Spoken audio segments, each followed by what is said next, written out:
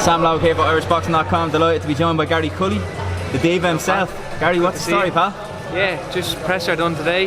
Last hurdle is the weigh-in tomorrow, and then we're on the fight night, so exciting times. Exactly, as you say, you're fighting on Katie Taylor's undercard here against CARABAJAL. Talk to me quickly about how much of an honour it is for you to fight on the same card as Katie Taylor. I mean, we heard you speak at the press conference, like she's kind of a hero to most Irish people, but especially to all the boxers. So tell me about that. Yeah, it's unbelievable. I'm getting shivers here even thinking about it.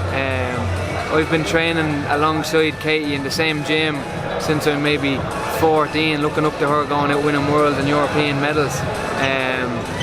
And being on youth teams and stuff like that, and just looking up to her, and then getting to spar when I was 16, 17, and then seeing what she's gone to do in the pros, and to get to share a card with her, the opportunities that she's opening up for us, and it's amazing, especially Croke Park next year, which we'll obviously talk about, but like, it's unbelievable to be able to share a card with her. A big goal of mine when I started out, so it's another box ticked off the list. That's deadly, man. Yeah, it's great to hear. It's one of those things as well that I think we all really feel it when guys like you say that stuff. As Irish people, we all really feel it. Like, especially because it's Katie, and you know Katie's personality. She's so down to earth, and she's just one of us, like, you know what I mean. Yeah, so humble. Yeah, exactly. So it feels special to be sharing a card with her for sure. 100%. This is your first fight as a signed matchroom fighter against Jaoud BELMEHDI, yeah, from France. I believe he's one of the best anyway in France at the weight. He's was it 19-0? He's 19-0. He's 16-0. 16-0, is it? Yeah. Eddie said one. I looked at Boxrec, I thought it was different. Eddie as well. got it wrong. He was 16-0. Yeah. He's undefeated. Yeah, he's undefeated. As are you, though. I think you got your record wrong as well. Yeah, you're he's 17-0 or something. Yeah. So. Jesus. He's just getting ahead of himself. We have a 3-fight deal, so win 3 fights, 70-0. That's what he's saying. You know what I mean? Come here. Talk to me about this fight. Do you know much about BELMEHDI, and what does he bring to the table for you? Obviously, your last outing was against a very seasoned and tested operator, former world champion in Vasquez. Yeah. So, what does BELMEHDI bring to the table for you, and what do you expect to happen? Well, you see, after beating somebody like Vasquez of his pedigree and his calibre, maybe others might, but I believe you can't step back then and start fighting bums, should I say. So I don't want to take a step backwards in my career. I want to keep moving forward. This is a 16-0 opponent, French champion, who, if you've never tasted defeat before, you're obviously coming to win, you know. So definitely. He poses problems. He's coming off the back of a few good wins, and it's a big opportunity for him as well, you know. So he's coming here to win, but I believe after March I gained massive experience fighting Vasquez. That was a big step up for me, and I believe I've gained massive experience from that win and built on that experience afterwards. And it's the first time I've ever come into fight week feeling like the experienced one. Usually I was the young guy who was taking on the experienced guys. I'm actually older than BELMEHDI now, so as times are changing, I'm starting to become the experienced one. But it feels good, I feel ready, and I'm looking forward to putting on the show on Saturday. Brilliant. Yeah, it's interesting how those things kind of. I'm getting old now, you know what I mean? You wouldn't know it. Maybe so. I've been working on that for a long time, so I'm quite proud of that as well. Yeah, it takes work. There's been a lot of activity recently. Well, there's been one very important lightweight division fight, which was the rematch between. Haney and Cambosis. His name's going to escape me. Haney and Cambosis. Haney and Cambosis, yeah. Of course, Devin Haney, the undisputed champion. How far away are you from that kind of fight?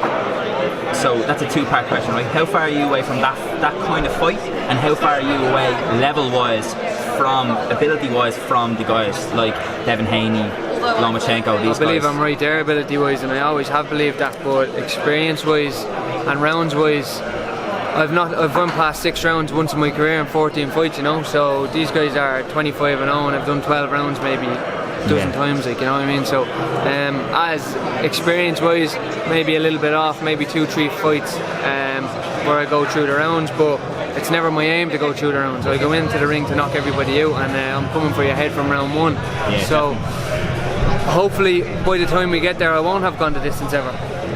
But possibly from a promoter's point of view or a manager's point of view, I need to go the distance maybe 3-4 times. Maybe not 3-4 times, 2-3 fights, and I believe maybe 12 months away from them type of fights. Amazing. So, last thing I want to ask you about is Croke Park. There's big talk of it.